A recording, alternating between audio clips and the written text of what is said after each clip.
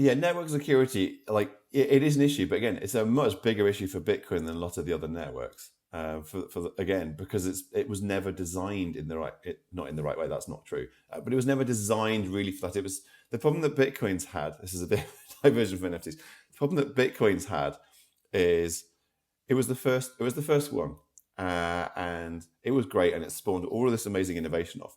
But people got stuck in a mindset that the first thing must be that's what we have forever. In a sense, it's not that different to in the USA where you've got I can't put it. You've got the Constitution, and and it does change. But when you listen to certain people, they're going, "It can't change. It was written there, and there's the rules we have forever." But that's actually nonsense when you look at it with any common sense.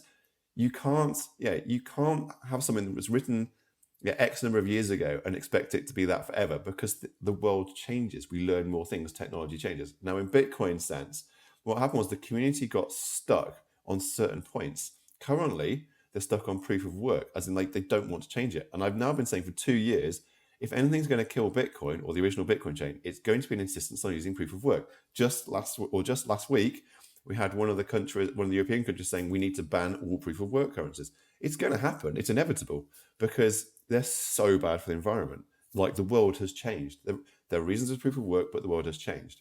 Now, going back to what we were saying about one blockchain to rule them all, this is just one example of why one blockchain can't rule them all, because you need evolution, you need innovation. Things will change.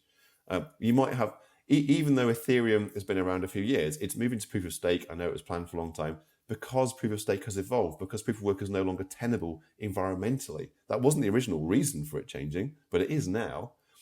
And other chains have created lots of good technologies that Ethereum has been able to pick and choose from to do that. Now, in terms of NFTs, you don't know that your chain is going to exist in 1 year's time, 10 years' time, 20 years' time. So bridging techs are important. However, you still have the historic bit of it, which is ignoring the royalty aspect. That's a separate point, which is how many were issued, who owns them, that type of stuff. And that is important in its own right. So there are smart contract things about if things move chains, what happens. And there's both a legal, technical, and community aspects to what is the legitimate version that moves across chain. And I think that's how we solve that problem you talked about. Those three things will combine to have legitimate versions and illegitimate versions if there is a problem. Because in the end, social consensus, Bitcoiners don't accept it, but social consensus is hugely important. There will be social consensus on what is the legitimate contract to move across chain where the original contract creator didn't do it.